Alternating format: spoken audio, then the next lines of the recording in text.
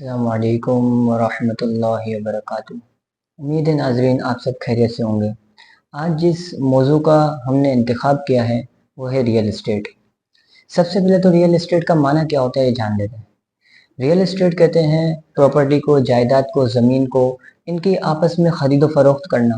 یہ تمام چیزیں ریئل اسٹیٹ کہلاتی ہیں، اور اگر اس کے معنی کو آپ گوگل پہ اور ڈکشنریز میں تلاش کریں گے تو ریئل اسٹیٹ اور پراپرٹی یہ آپس میں ایک طریقے سے سینونیمز ہیں، تو بعض اوقات پراپرٹی کی جگہ ریئل اسٹیٹ کا لفظ استعمال کر لیا جاتا ہے اور ریئل اسٹیٹ کی جگہ پراپرٹی کا لفظ استعمال کر لیا جاتا ہے۔ نمبر ایک۔ نمبر دو، ریئل اسٹیٹ کا اصطلاحی معنی کیا ہے؟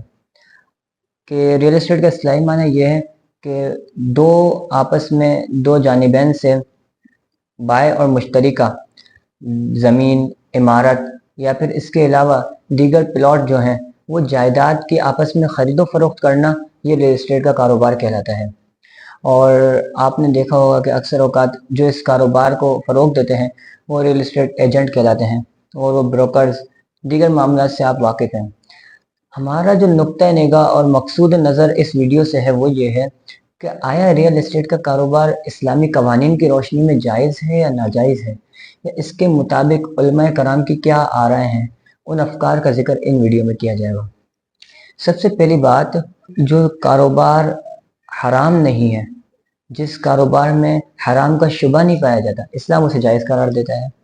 اس کی مثال اللہ تبارک و تعالیٰ سورہ بقرہ کی آیت نمبر 172 میں ارشاد فرماتا ہے کہ یا ایھا الذین آمنوا کلوا من طیبات ما رزقناکم، اے ایمان والو جو ہم نے تمہیں پاکیزہ رزق دیا اس میں سے تم کھاؤ۔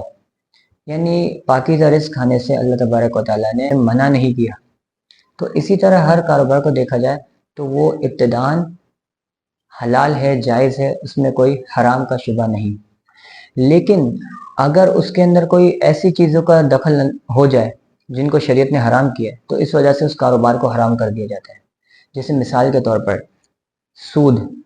اب سود کو اللہ تعالیٰ نے حرام فرمایا ہے، جیسا کہ قرآن پاک میں آپ سورہ بقرہ کے اندر دیکھیں تو اللہ تعالیٰ فرماتا ہے یمحق اللہ الربا ویربی الصدقات، اللہ نے سود کو باطل کیا۔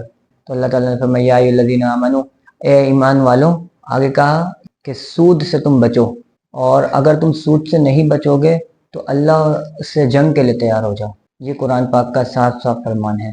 تو ان سب باتوں سے ثابت ہوا کہ سود حرام ہے، اور اگر یہی حرام شے اس پاکیزہ اور حلال کاروبار میں داخل ہو جائے تو لہٰذا وہ کاروبار بھی حرام ہو جاتا ہے۔ اسی طرح سنن ابن داؤد کی حدیث شریف ہے، اور بھی دیگر کتابوں کی حدیث ہے، اور بالخصوص جامع ترمذی میں 1315 حدیث نمبر ہے۔ حضور نے فرمایا من غش فلیس منا، جس نے دھوکہ دیا وہ ہم میں سے نہیں۔ تو یہ بطور وعید حضور نے کیوں فرمایا؟ کیونکہ مسلمان کو دھوکہ دینا بھی حرام ہے۔ اور ریئل اسٹیٹ کے کاروبار میں اکثر کیا ہوتا ہے، جو اسٹیٹ ایجنٹ ہوتے ہیں وہ پہلے فلیٹ کو فروخت کر دیتے ہیں اور اس سے نفع حاصل کر لیتے ہیں۔ اب تک فلیٹ کا جو اسٹرکچر ہے وہ وجود میں ایگزسٹنس میں آیا ہی نہیں ہوتا، اور کسی شے کو قبضے سے پہلے بیچ لینا اس کی تو شریعت نے اجازت نہیں دی۔ جیسا کہ سنن ابن داؤد کی حدیث شریف ہے، حضور نے فرمایا کہ ولا ربح ما لم تضمن، جب تک تو ضامن نہیں ہے، جب تک تیری ملک میں نہیں ہے، تیرے کو فائدہ ہوا ہی نہیں، اس چیز میں فائدہ حاصل ہی نہیں کر سکتا بندہ۔ اور آگے کہا ولا بیع ما لیس عندک، جو تیرے پاس ہی نہیں ہے، جو تیرے قبضے میں نہیں ہے، اس کی بے شریعت نے، حضور نے فرمایا اس کی بے ہو ہی نہیں سکتی۔